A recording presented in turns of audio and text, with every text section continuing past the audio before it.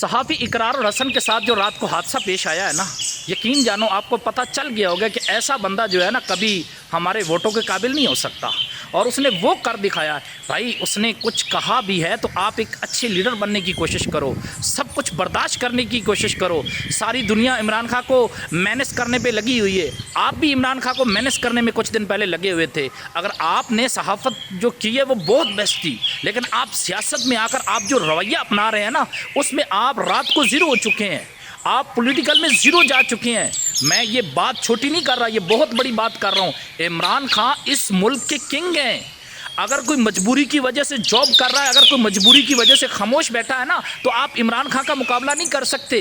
انہوں نے جو رات کو اس کو بات کی تھی نا، آپ کا حال سنو، آپ کا حال جواد احمد سے بھی بدتر ہوگا۔ جواد احمد سنگر ہے، اس کا آپ نے ذکر سنا ہے نا، اس نے ایک پارٹی بنائی ہوئی ہے، جب بھی وہ الیکشن پہ کھڑا ہوتا ہے تو اس کو غلطی سے ووٹ پڑ جاتے ہیں 200 یا 300۔ وہ کہتا ہے کہ میں عمران خان سے بہت بڑا برانڈ ہوں، اور عوام نے اس کا جو حال کیا ہوا ہے نا، سب لوگوں کو پتا ہے۔ اقرار الحسن، آپ پہلے پولیٹیکل سیکھیں، آپ عمران خان سے سیکھیں، آپ عمران خان کو ٹیچر مانیں، اس کے بعد آپ سیاست میں آئیں۔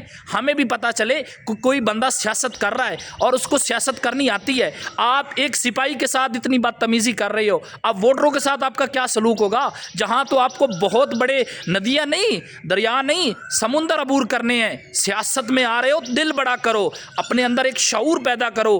آپ ایک چھوٹے سے سپاہی سے لڑ پڑے جو ایک کیا کہتے ہیں سٹاف ممبر تھا، آپ ایک سٹاف ممبر سے لڑ پڑے، تو آگے تو آپ نے پوری سیاسی جماعتوں سے لڑنا ہے۔ یہ حال ہے، ابھی سے کچھ سیاست میں آنا ہے تو سیکھو۔ وہاں پر ہنگامہ کیا، وہاں اس کو آپ لائیو کہہ رہے ہیں کیمرے میں آ کے کہ مجھے سوری بولیں۔ بھائی ایک چھوٹا سا عام سا غریب بندہ آپ کو سوری بولے، اور اس نے یقین جانو اقرار الحسن، راتوں رات اس بندے نے جو عزت کمائی ہے نا، آپ کی صحافت اس نے زیرو کر دی، آپ کی سیاست اس نے زیرو کر دی۔